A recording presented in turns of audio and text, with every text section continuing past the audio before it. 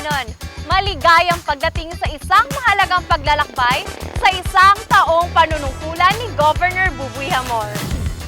Ngayon sisimulan natin ang isang dokumentaryo na sumasalamin sa mga kahanga-hangang tagumpay at pagbabagong inisyatiba na tumutukoy sa kanyang panunungkulan. Nasa puso ng administrasyon ni Governor Buboy ang isang hindi natitinag na dedikasyon sa mga tao na nakapaloob sa pagpapatupad ng programang 7K. Samahan niyo po kami sa isang kahanga-hangang paglalakbay na ito. Habang nagbibigay liwanag sa isang taong panunungkulan ni Governor Buboy Hamor, isang visionary leader na nagbibigay ng pag-asa at pangarap sa mga Sorsoganon sa unahan ng kanyang pamamahala. Sama-sama nating saksihan ang pangmatagalang pamana na kanyang hinabi sa pamamagitan ng pagsasakatuparan ng programang 7K at ang matinding epekto nito sa buhay ng mga Sorsoganon.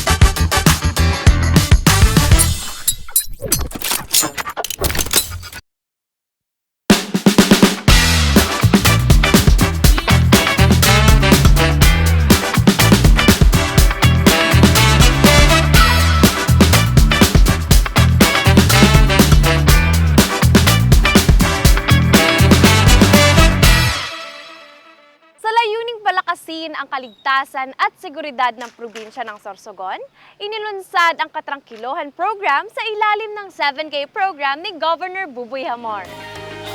Nagsimula ang programa noong October 2022 sa pamamagitan ng Blue Lane Project. Sinimula ng proyektong ito sa mga malalimang pakikipagpulong sa iba't ibang national government agencies upang pagplanuhang maigi ang matagumpay na implementasyon ng programa.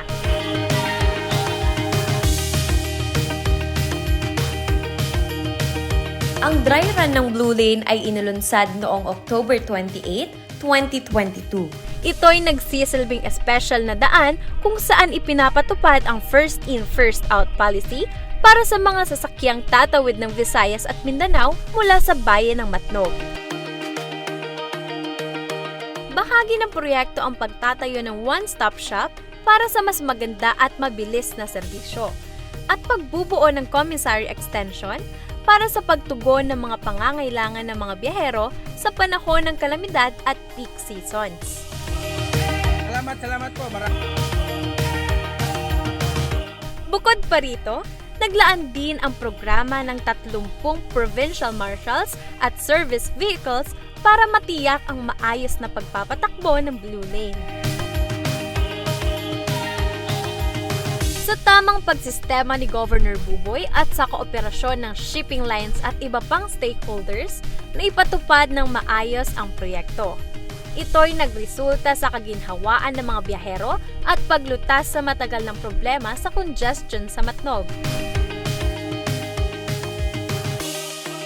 Ipinatupad din ng Katrangkilohan Program ang Unified ID System upang ma-profile ang bawat Sorsoganon para sa pagpapabuti lalo ng serbisyo ng probinsya.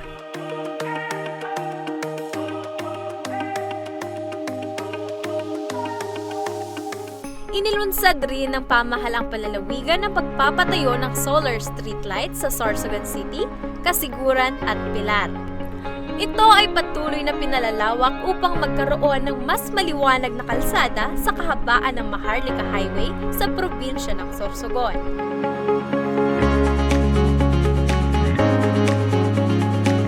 Upang mas mapalakas lalo ang emergency response at masiguro ang kaligtasan ng lahat, naglagay din ng synchronized sirens, public address systems at provincial CCTVs para sa strategic locations.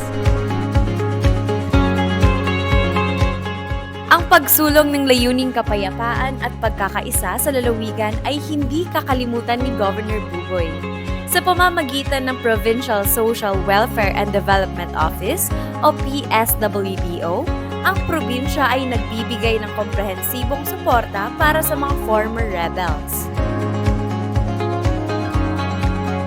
Isa sa mga tampok nito ay ang pagbibigay ng tulong pinansyal na nagkakahalaga ng 100,000 pesos.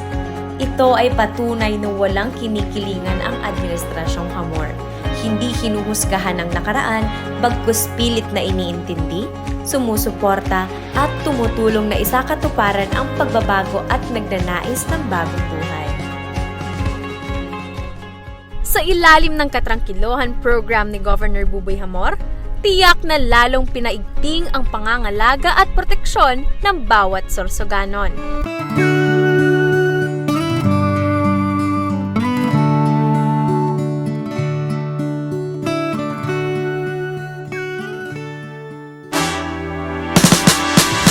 Bilang refleksyon sa mga nagawa sa lalawigan ng Sorsogon sa ilalim ng pamumuno ni Governor Buboy Hamor, hindi natin maiwasang makaramdam ng pananabik at pag-asam sa mga mangyayari pa sa hinaharap.